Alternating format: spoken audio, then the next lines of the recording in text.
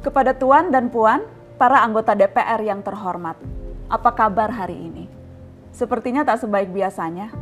Sama, di sini pun begitu. Kita semua memang sedang diuji. Hidup memang tak selalu baik, kan? Seperti kami-kami ini, Tuan dan Puan juga mungkin lebih banyak bekerja di rumah. Kalau lihat siaran sidang atau rapat terbuka di gedung DPR sekarang sih kelihatannya banyak kursi yang kosong. Tapi biasanya juga kosong kan ya? Tuan dan Puan anggota DPR yang terhormat. Saya perhatikan parlemen-parlemen negara lain fokus melawan corona. Tapi rasa-rasanya isu-isu yang keluar dari Senayan belakangan kok kebanyakan tidak terkait corona ya? Kami malah membaca DPR bersemangat membahas isu-isu lain.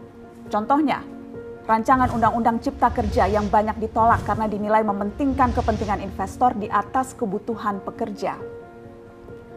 Presiden Jokowi pekan lalu sempat menyatakan pemerintah dan DPR menunda pembahasan salah satu klaster di rancangan undang-undang itu, klaster ketenagakerjaan. Ini untuk memberi kesempatan mendalami substansi dan mendapat masukan dari banyak pihak.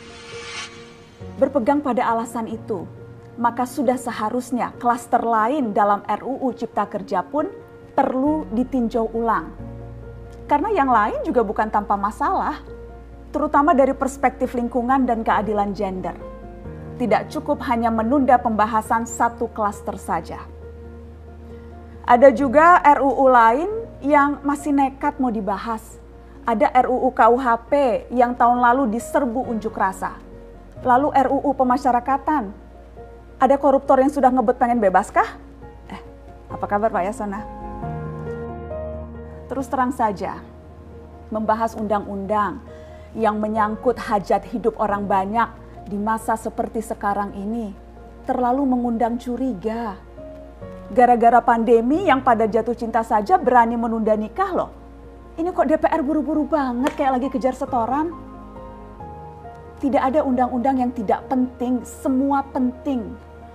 Justru karena undang-undang itu penting, aneh jika pembahasannya diseriusi di waktu seperti sekarang. Saat dimana perhatian dan konsentrasi kita sedang terkuras bertahan hidup di tengah wabah. Produk hukumnya pun berpotensi cacat bila tidak memenuhi ketentuan dan rasanya belum ada aturan pembahasan RUU secara virtual.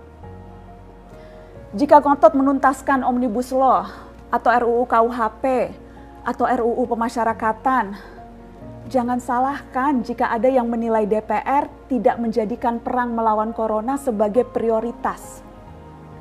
Saya percaya setiap tindakan dan keputusan di masa krisis mencerminkan skala prioritas. Atau memang inikah prioritas wakil-wakil rakyat kami saat ini? Bikin ribut juga jelas tak seharusnya jadi prioritas. Satgas COVID-19 DPR kemarin dikabarkan mengimpor jamu ilegal dari Tiongkok secara besar-besaran untuk pasien positif virus corona.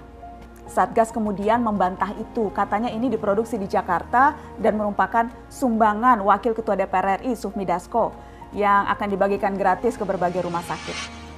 Kemudian dikabarkan juga jamunya mengandung bahan berbahaya dan belum terbukti klinis. Satgas lagi-lagi membantah, katanya sedang proses mendapatkan izin edar di Badan Pengawasan Obat dan Makanan. Sedang itu berarti belum kan ya? Tuan dan Puan yang terhormat, niat baik pun perlu proses yang baik. Proses yang semrawut hanya akan disusul polemik. Sementara sekarang kita sedang banyak-banyaknya menaruh harapan kepada negara. Tindak tanduk DPR salah benarnya akan selalu dilihat.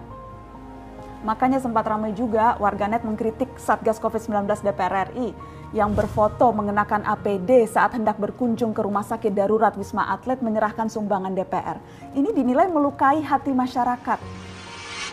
Tenaga medis kita saja bertaruh nyawa benar karena kekurangan APD. Tidak ada yang meragukan jumlah sumbangan DPR. Kami yakin pasti banyak, namanya juga DPR, beli ribuan rapid test saja mampu, ngeborong jamu apalagi. Tapi ini soal rasa dan empati. Kecuali ya, kalau yang dipakai anggota DPR itu APD yang lain, alat pelindung dewan. Salam hormat dari kami yang kalian wakili.